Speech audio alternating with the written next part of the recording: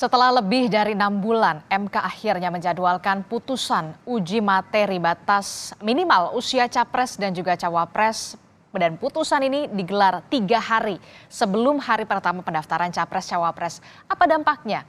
Dampak politik tertentu dari putusan yang digelar berdekatan dengan pendaftaran Pilpres ini. Kita ulas bersama di pagi hari ini bersama dengan pakar hukum tata negara, STHI, Jentera, sudah ada Bivitri Susanti, ada juga anggota Dewan Pembina Perludem, Titi Anggraini, dan juga ada pengamat politik, Unair Erlangga Pribadi. Selamat pagi, Assalamualaikum Mbak Bivitri, Assalamualaikum Mbak Titi, selamat pagi Mas Erlangga. Selamat pagi. Waalaikumsalam warahmatullahi wabarakatuh. Selamat pagi. Ya, ini kan bisa dikatakan dari bulan kemarin sampai bulan ini bisa dikatakan krusial sekali dan jadi pembahasan topik pembahasan yang ramai juga soal batasan usia capres dan juga cawapres. Saya langsung ke Mbak Bivitri. Mbak Bivitri, ini soal batasan usia capres dan juga cawapres ini betul ya open legal policy dan seharusnya ini tidak diajukan ke Mahkamah Konstitusi. Bisa dikatakan salah alamat? Jadi memang open legal policy iya. Jadi biasanya namanya Mahkamah Konstitusi ya, kalau misalnya kita baca Undang-Undang Dasar 1945 pasal 24C itu bilangnya Mahkamah Konstitusi itu menguji undang-undang terhadap undang-undang dasar. Jadi dengan kata lain harus isu konstitusional. Makanya mereka biasanya paling tidak sudah 7 putusan yang terkait batas usia. Mereka juga selalu konsisten bilang, oh batas usia itu bukan isu konstitusional. Jadi harus diselesaikannya melalui pembentukan undang-undang. Nah itu yang dikatakan dengan open legal policy atau kebijakan hukum terbuka. Karena kita harus ketat untuk melihat bahwa Mahkamah Konstitusi itu lembaga yudikatif. Jadi kita jangan tukar-tukar nih karena isunya mungkin hot dan banyak yang ingin anak muda maju terus langsung merasa ya sudah langsung diubah saja oleh MK. Nah dalam bernegara panduannya Undang-Undang Dasar 1945 jelas kalau Mahkamah Konstitusi itu lembaga yudikatif yang tidak membuat pasal baru dalam undang-undang apalagi tidak ada kaitannya langsung dengan konstitusi. Nah, idenya sebenarnya seperti itu yang namanya open legal policy. Jadi otomatis seharusnya uji materi di Mahkamah Konstitusi ini ditolak dong. Seharusnya. Harusnya sih begitu kalau menurut saya. Apalagi kalau kita lihat tadi tuh 7 putusan saja sudah konsisten sekali nih. Jadi kalau misalnya Mahkamah Konstitusi tiba-tiba sekarang tidak konsisten, kita jadi berhak untuk mempertanyakan nanti pertimbangan hukumnya tuh seperti apa. Satu-satunya yang tidak konsisten juga dan juga sangat politis adalah waktu putusan pimpinan KPK. Baru juga nih 112 nomor perkaranya tahun ini juga. Dan tentu saja pertanyaan yang sama bisa kita ajukan karena komposisinya waktu itu juga ada 4 hakim yang menyatakan pendapat berbeda atau dissenting opinion. Jadi saya kira di situ letak apa yang nanti kita harus amati nanti di MK karena belakangan ini ternyata ada pola putusannya itu bisa tidak sesuai dengan teori ataupun kebiasaan yang MK sudah bangun selama 20 tahun terakhir ini. Berarti ada kemungkinan bisa dikatakan gugatan ini juga bisa dikabulkan dengan adanya dissenting opinion. Itu yang kemudian menjadi pertanyaan. Mengapa bisa seperti itu? Betul, ada kemungkinannya bahkan sangat besar sebenarnya karena kita sudah membaca di media massa, saya kira kita sangat bisa jadikan media massa sebagai rujukan ya karena sudah ada investigasi mestinya. Dikatakan bahwa sebenarnya sejak 2 minggu yang lalu itu sudah ada kesepakatan kalau di MK itu ada rapat permusyawaratan hakim di antara 9 hakim saja dan sifatnya tertutup. Beritanya di media massa sudah ada hampir mencapai kata sepakat tapi ditunda karena ada keinginan yang berbeda untuk dikabulkan saja. Padahal harusnya menurut saya ditolak harusnya, tapi ada sebagian pihak yang ingin agar itu dikabulkan. Nah, kemudian ada satu catatan lagi, kita juga tidak bisa menafikan ada benturan kepentingan di Mahkamah Konstitusi karena ketua MK itu ada kaitan dengan orang yang akan diuntungkan langsung dengan pasal ini apabila diubah. Berarti ini bisa dikatakan tidak bisa menutup mata ya, berarti ada konflik of interest berarti ya di sini ya? Ada, dan itu jelas seharusnya sih melanggar etik Dan ini yang jarang disorot karena mungkin kita agak sungkan dengan Pak Ketua Mahkamah Konstitusi, tapi benturan kepentingan ini kalau dalam lembaga pengadilan, apalagi ini pengadilan politik ya, Mahkamah Konstitusi, itu luar biasa krusial. Harusnya bahkan ia tidak menjawab apapun. Sekitar 2 minggu yang lalu, Ketua juga dalam sebuah wawancara, saya kira doorstopnya wartawan, Betul. tapi seharusnya tidak boleh dilakukan, ia mengomentari, kurang lebih ia bilang bahwa ini saatnya anak muda untuk maju memimpin. Nah itu kalau untuk hakim nih, hakim memang etiknya tuh ibarat kata mesti setinggi langit begitu ya. Tidak boleh sama sekali mengomentari perkara yang tengah diperiksa di pengadilan. Nah hal-hal seperti ini yang juga mewarnai proses sehingga kita sekarang semua deg-degan begitu ya, karena banyak sekali spekulasi yang beredar, Mbak. Oke, nah itu dia kemudian satu hal yang berbeda. Ketua Mahkamah Konstitusi mengomentari apa yang kemudian tengah diujikan, tengah diperkarakan begitu. Nah itu lain soal. Tapi begini, kalau kita ya memang tidak boleh berandai-andai. Oke, kalau itu memang ditolak tidak ada masalah begitu ya, karena memang bisa dikatakan MK konsisten dengan omongannya, dengan putusan-putusan terdahulunya. Tapi jika ini dikabulkan, apa dampaknya dan apakah mungkin bisa langsung kebijakan itu akan diproses ke DPR dan juga pemerintah dengan deadline yang begitu bisa dikatakan deadline yang begitu singkat? Ya, putusan MK itu tidak perlu diproses ke DPR. Putusan MK itu final dan mengikat. Jadi tidak perlu diubah lagi undang-undangnya. Dia bisa langsung berlaku. Kecuali kalau misalnya MK-nya dalam putusannya memerintahkan untuk mengubah undang-undang dulu. Jadi memang yang harus dipahami masyarakat adalah MK itu pada dasarnya ya dengan koridor konstitusi tadi bisa memutuskan apa saja. Bahkan ketika misalnya ia bilang baru berlaku tahun pemilu yang akan datang misalnya. Atau dia akan bilang ubah dulu ya undang-undangnya, itu pernah terjadi juga misalnya di undang-undang perkawinan. Kami mengatur begini, tapi tolong diubah dulu oleh DPR dan pemerintah sebagai pembuat undang-undang. Bisa juga. Tapi kalau yang paling skenario yang terburuk dalam kacamata demokrasi adalah MK akan langsung memutus dikabulkan atau yang lainnya yang sifatnya menguntungkan pemohon. Dan kemudian ia akan mengatakan langsung berlaku saat itu juga. Nah artinya itu Mbak tidak perlu lagi ada proses di DPR. Jadi bisa langsung diterapkan dan para politisi, terutama elit politik, partai-partai politik bisa langsung membuat skenario supaya orang yang di bawah usia 40 tahun bisa menjadi pasangan cawapres untuk didaftarkan 3 hari kemudian. Itu langsung. Dan itu mungkin terjadi? Mungkin terjadi. Kita benar-benar tergantung pada Mahkamah Konstitusi di titik ini. Makanya saya kira ini penting sekali untuk mengingatkan MK betapa krusialnya ini untuk demokrasi Indonesia ke depannya. Oke, saya langsung ke Mbak Titi. Mbak Titi, konsistensi Mahkamah Konstitusi ini kemudian dipertanyakan, betul-betul dipertanyakan dengan adanya gugatan batas usia capres dan juga cawapres. Anda sepakat dengan ini? Ya, betul sekali ya. Pertama, Mahkamah Konstitusi saya kira sudah lulus ujian ketika pengujian sistem pemilu. Nah, sekarang masuk lagi pengujian soal syarat pencalonan presiden wakil presiden.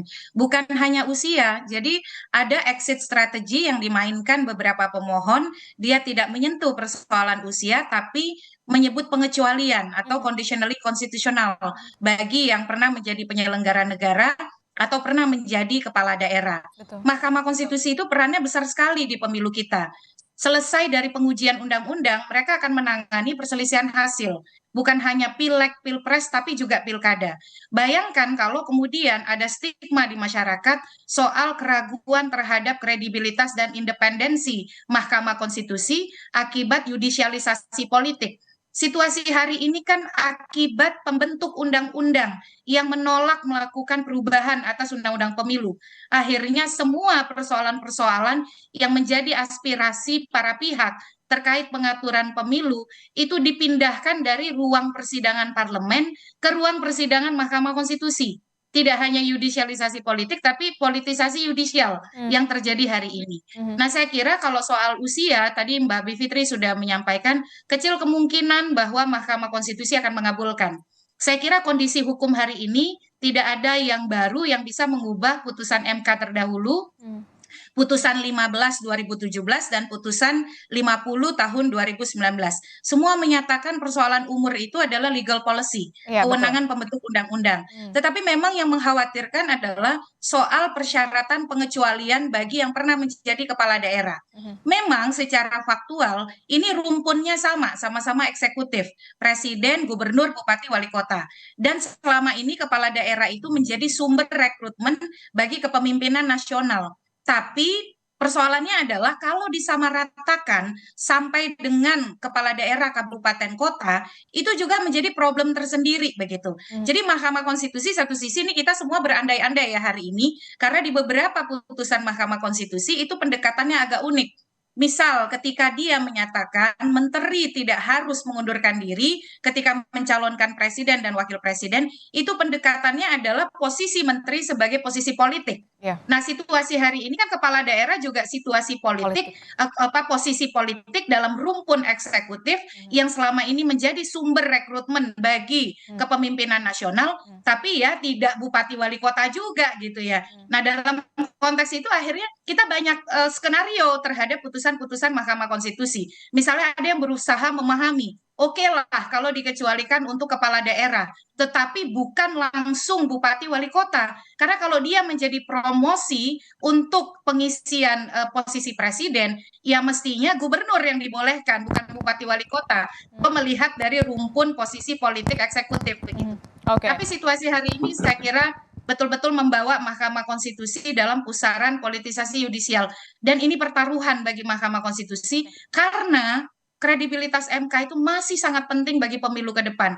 Masih ada beban penyelesaian perselisihan hasil pemilu yang membutuhkan kepercayaan publik terhadap lembaga ini, sehingga saya kira Mahkamah mesti betul-betul mematutkan diri sesuai dengan posisinya sebagai negarawan. Oke, posisinya Mahkamah Konstitusi ini menjadi krusial dan kita semua pastinya mempertanyakan konsistensi dari Mahkamah Konstitusi jangan sampai kemudian menjadi presiden begitu ya, Mbak Titi ya. Nah, saya ke Mas Erlangga. Mas Erlangga, dari pandangan Anda sebagai analis politik, jika nantinya kemudian batasan usia capres dan juga cawapres ini dari 40 tahun ke 35 tahun ini dikabulkan, apa keuntungannya sebagai dalam partai politik dari capres dan juga cawapres? Kalau kita lihat kan salah satunya adalah salah satu tokohnya yang kemudian potensial adalah nama Gibran Rakabuming Raka. Apakah ini tidak menjadi dikatakan bumerang juga untuk Gibran?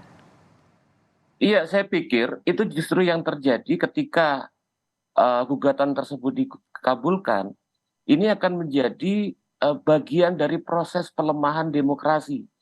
Karena apa? Karena yang jadi persoalan, kita percaya pada MK karena sebetulnya MK sendiri sebagai the guardian of constitution, ini seharusnya memiliki etik yang kuat, terutama etik imparsialitas.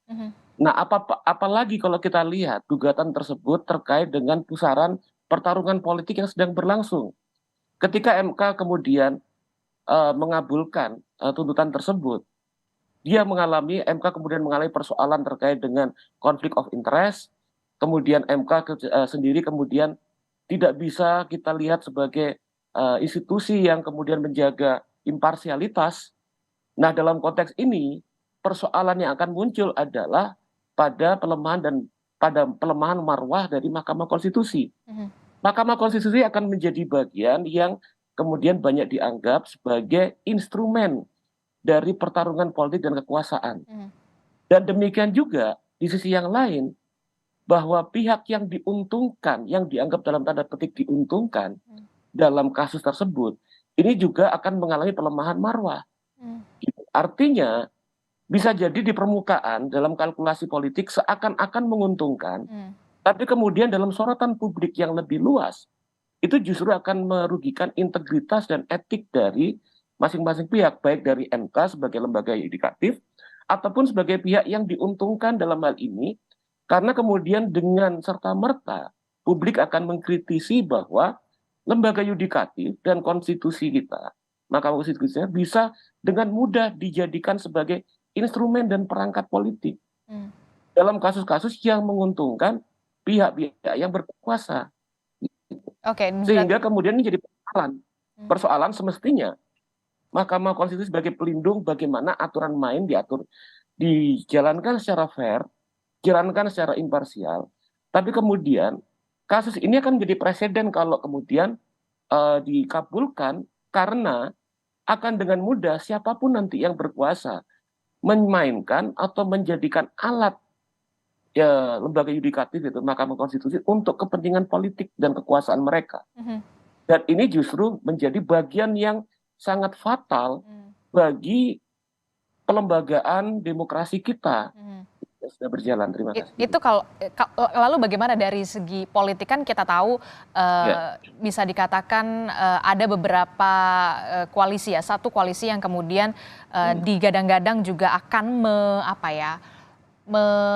mengusung, bisa dikatakan mengusung bacawa pres, salah satunya adalah namanya yang paling menguat adalah Gibran Rakabuming Raka. Nah, kalau memang putusan ini kemudian mengabulkan, seperti apa nanti dampaknya untuk dari segi politik? Jangan dijawab dulu, nanti kita akan usai jeda berikut ini ya.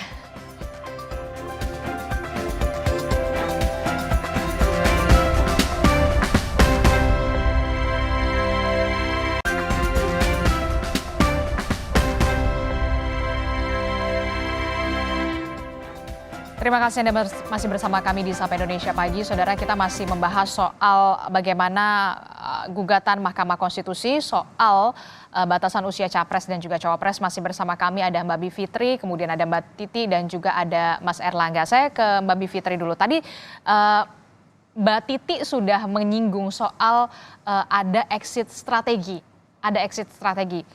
Selain batasan usia capres dan juga cawapres yang kemudian dipermasalahkan dari 40 ke 35, ada frasa atau pernah menjabat sebagai bupati, wali kota, atau jabatan kepala daerah. Apakah ini juga memungkinkan? Jadi begini, yang harus dipahami adalah pada dasarnya putusan MK itu bunyinya kalau tidak dikabulkan, ditolak. Itu dari permohonan yang masuk ya, di ujung pada waktu awal bisa juga istilahnya itu di NO, tidak dapat diterima. Nah, sekarang kita masuk dikabulkan atau ditolak.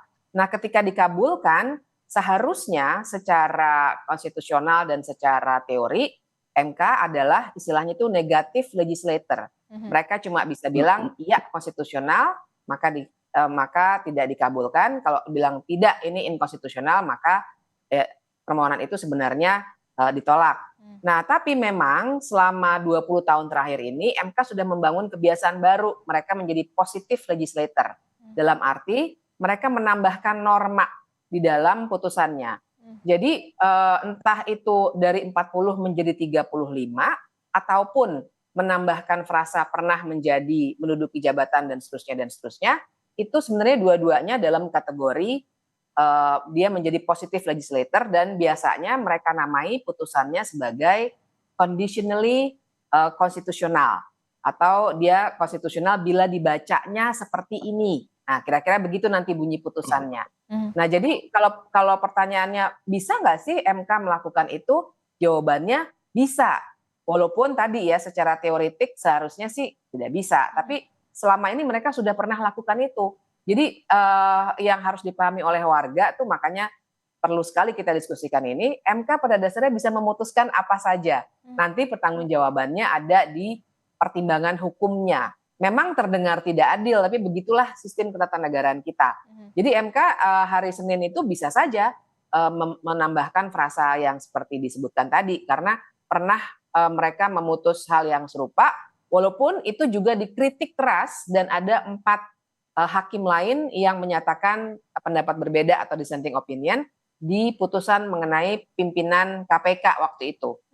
Usianya minimum 50 tahun atau pernah menduduki jabatan yang sama sebelumnya. Nah, tapi menurut saya itu pun tidak bisa dijustifikasi karena ini kan untuk elected official, bukan selected official.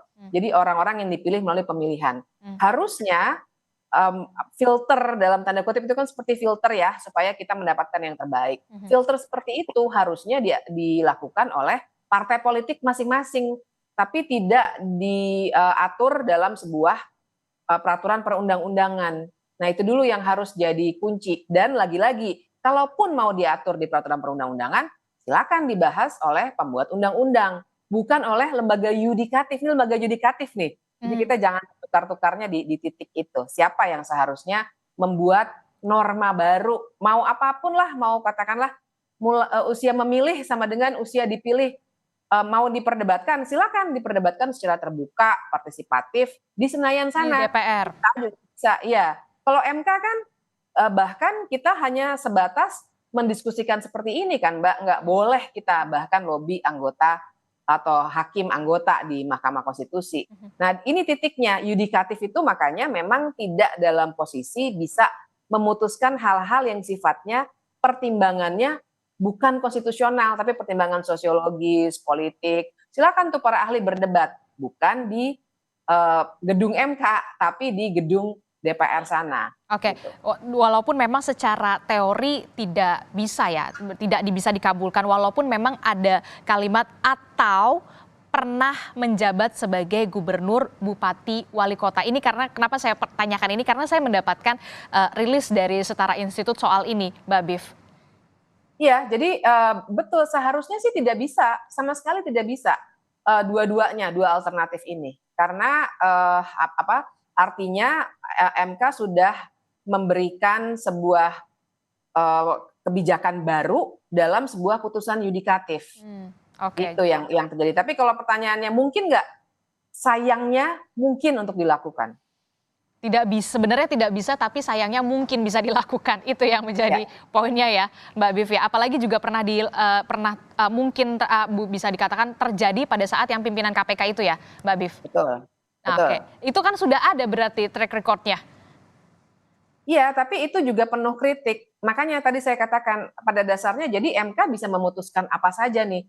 Jadi yang perlu diketahui oleh publik adalah tidak ada tuh aturan main, dan memang ini lazim di semua negara seperti ini. Tidak ada aturan main. MK hanya boleh memutuskan A, B, C, itu di undang-undang, itu tidak ada.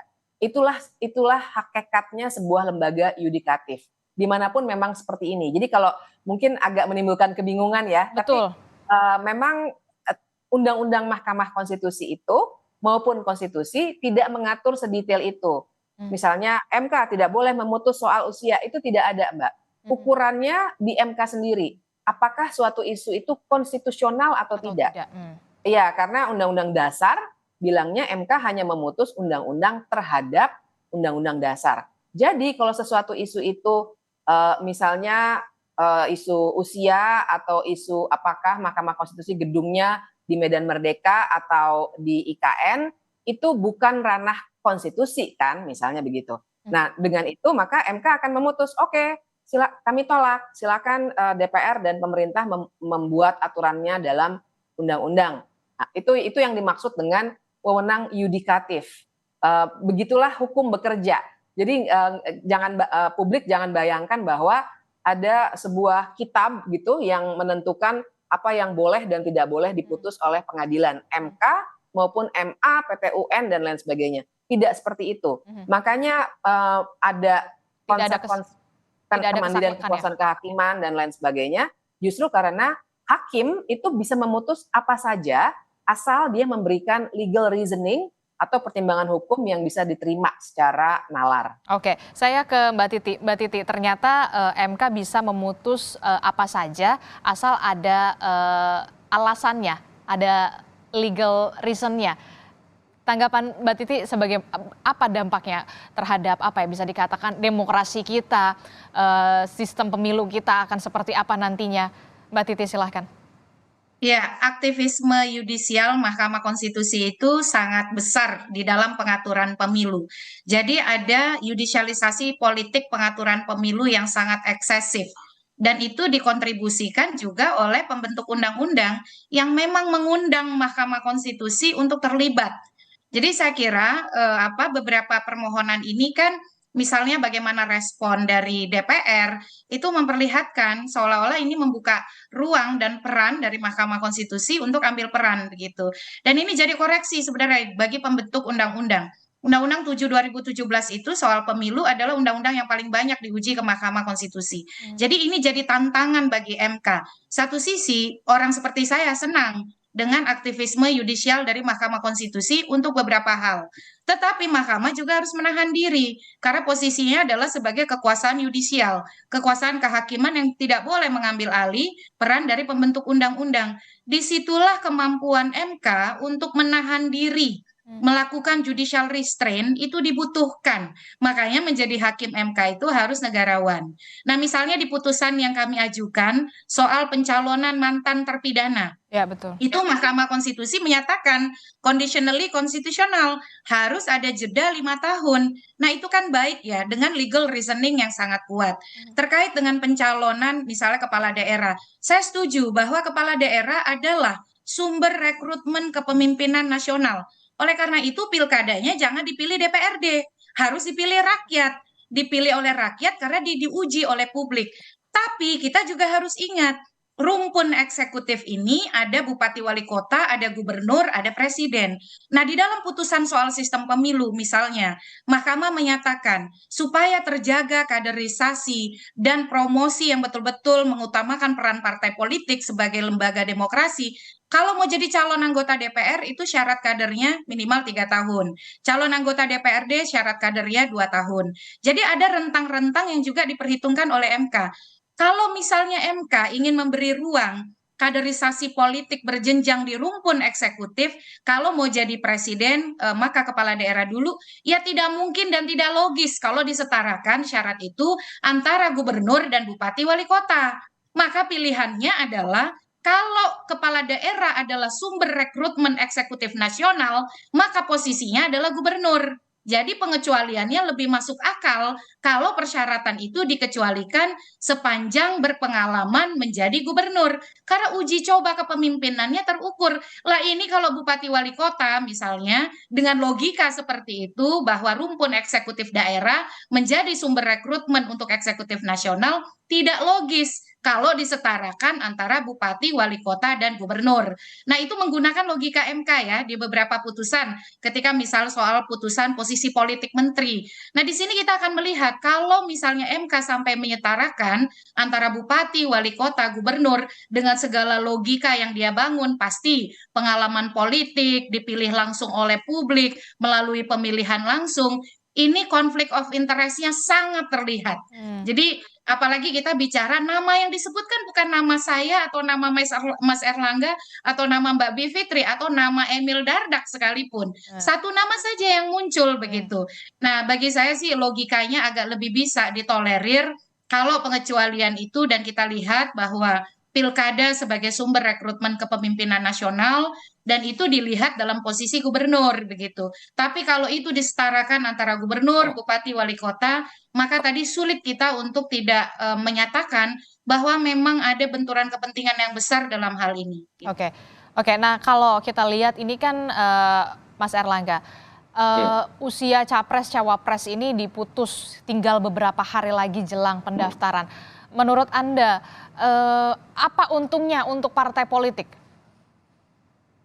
Iya, kalau kita ngelihat kalkulasi ya terkait dengan untung rugi dari keputusan tersebut, apabila kemudian skenario terburuk dalam perspektif hukum dan juga kemudian etik dari ketatanegaraan itu muncul, yaitu diputuskan untuk diterima, maka kemudian kalau kita bicara keuntungan politik, tentu bahwa kekuatan-kekuatan politik yang kemudian hendak merangkul atau menjadikan figur muda seperti yang kemudian ilustrasinya Mas Gibran Rakabuming untuk tampil tentu akan mendapatkan dukungan politik dari hal tersebut. Tapi yang paling juga menjadi catatan adalah bahwa di sisi yang lain respon dialektik, respon penolakan juga sangat besar. Bagi kekuatan politik yang lain, tentu ini akan menjadi salah satu bagian dari amunisi bahwa pihak yang diuntungkan dalam hal tersebut telah memberikan kontribusi bagi pelemahan demokrasi di Indonesia. Dan bukan hanya antar kontestasi kekuatan politik, tapi juga lebih dari itu adalah masyarakat sipil yang otonom melihat bahwa mereka yang diuntungkan dari keputusan tersebut memberikan kontribusi bagi pelemahan dan regresi demokrasi di Indonesia. Sehingga kemudian dalam konteks yang lebih general, yang lebih berbasis pada publik, ini adalah suatu presiden buruk bagi demokrasi. Dan itu terutama dalam proses pilpres, election, akan menjadi serangan yang juga bisa jadi mematikan bagi mereka yang mendapatkan keuntungan dari proses instrumentalisasi yudikatif bagi kepentingan politik. Oke, jadi dari segi keuntungan, mendapatkan dari segi keuntungan soal putusan Masih ini. debatable, keuntungan itu masih sangat relatif sebetulnya. Iya. Jadi bisa dikatakan mendapatkan keuntungan dari putusan ini, tapi juga bisa mendapatkan justru serangan yang mematikan, termasuk Serangan yang mematikan. Oke, termasuk juga bisa menggembosi sedikit demi sedikit elektabilitas. Iya, makanya tadi saya bilang sebelumnya, makanya bahwa ini masih relatif dan masih seakan-akan, seolah-olah menguntungkan.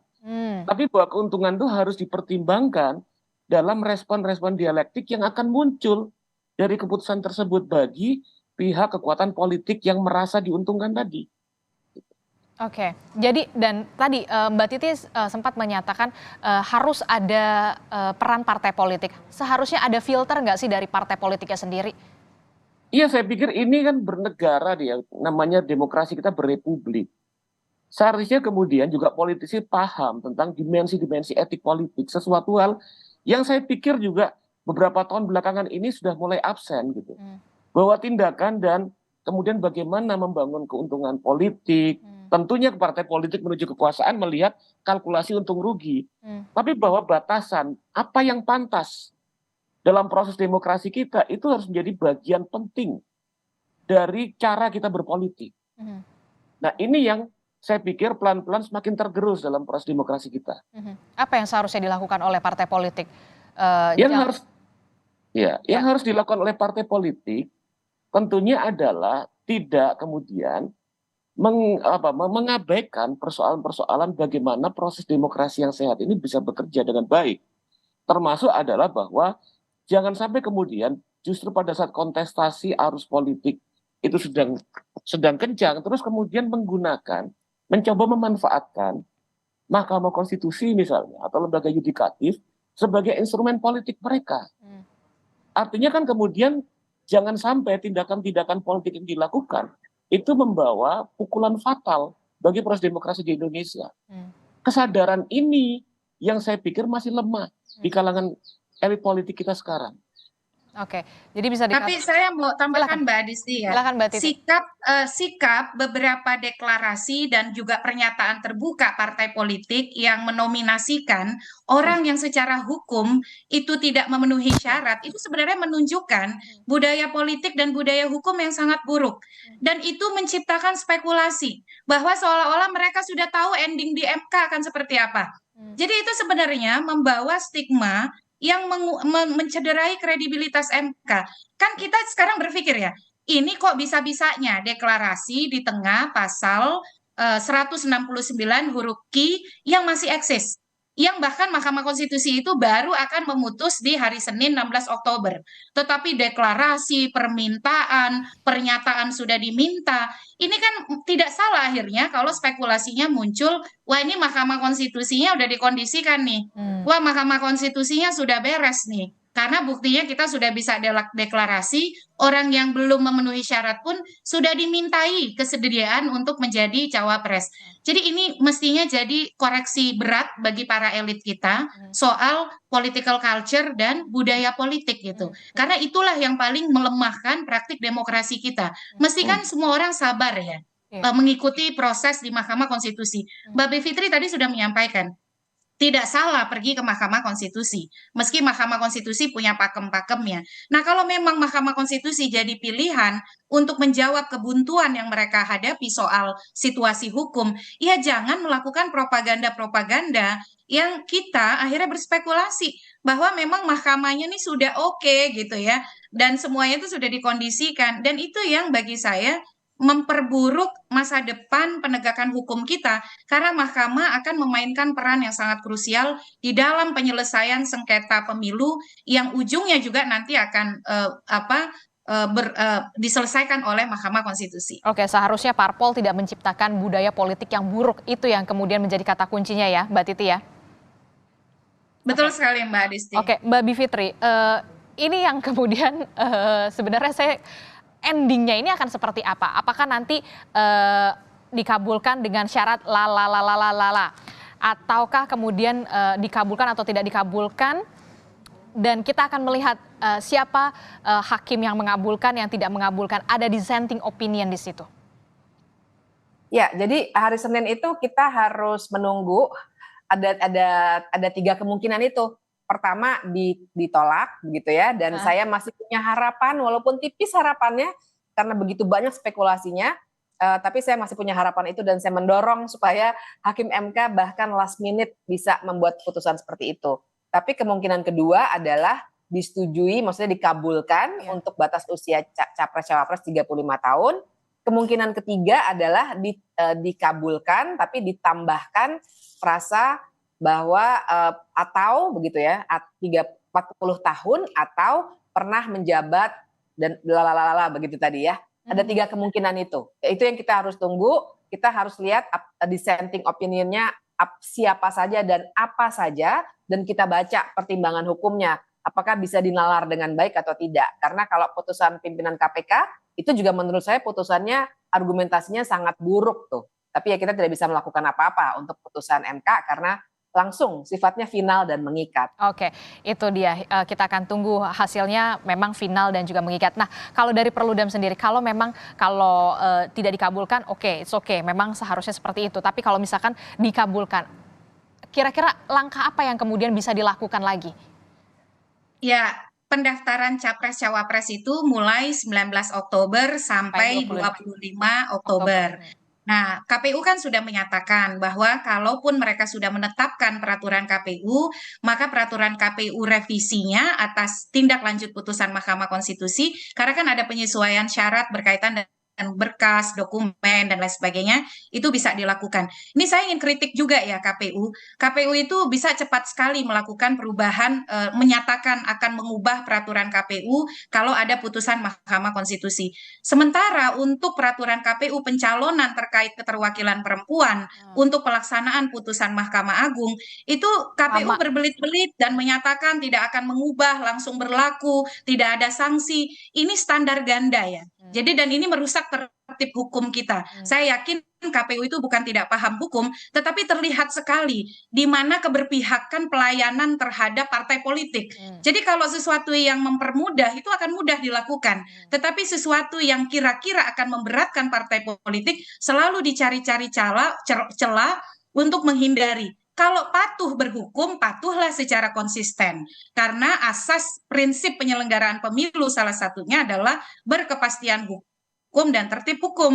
Nah, sikap-sikap seperti ini yang responsif tapi tebang pilih, ini memperburuk begitu loh. Masa penyelenggaraan pemilu kita ke depan. Sudahlah kita terlalu banyak spekulasi, kepastian hukum juga sulit dicari dari penyelenggara pemilunya. Nah, jadi terkait dengan putusan MK, saya kira tidak sulit untuk diimplementasikan, tetapi di saat yang sama kita juga menuntut konsistensi KPU untuk sama responsifnya terkait dengan putusan Mahkamah Agung menyangkut pencalonan keterwakilan perempuan paling sedikit 30% dan pencalonan mantan terpidana yang harus melalui masa jeda 5 tahun. Oke, jangan sampai ada jalur reguler, jalur kilat, begitu ya? Nah, jangan sampai ada jalur ekspres, ada jalur ya reguler, bukan reguler Mbak. Memang dihambat begitu, jadi salurannya dipersulit. Oke, terakhir saya ke Mas Erlangga. Mas Erlangga, singkat saja, jangan sampai ada kesan ini merupakan upaya jalur kilat menggolkan satu nama. Apa yang harus dilakukan oleh partai politik? Iya, yang harus dilakukan politik gini, kalau saya melihat bahwa apabila kemudian gugatan ini dikabulkan, kita akan masuk pada fase yang lebih dalam, bukan hanya pelemahan demokrasi, tapi krisis republik. Bahwa krisis republik itu kemudian bahwa setiap kebijakan-kebijakan, apalagi kemudian guardian of constitution seperti MK, itu dibangun berdasarkan pada kekuatan nalar publik. Apabila suatu keputusan tidak bisa dipertanggungjawabkan berdasarkan nalar publik, tapi kemudian memancing rumor tentang kuatnya pesanan politik dalam satu keputusan, maka kita akan menghadapi krisis. Jangan sampai elit-elit politik memberikan kontribusi besar bagi krisis republik kita sekarang. Itu kira-kira. Oke, kita tentu saja akan tunggu bagaimana nantinya keputusan dari Mahkamah Konstitusi soal ini yang kemudian lama sekali diperbincangkan dan kita menanti konsistensi dari Mahkamah Konstitusi. Terima kasih informasinya dan juga pandangan perspektifnya dari Mbak Bivitri, Mbak Titi dan juga Mas Erlangga. Kita ketemu lagi di lain waktu. Terima kasih.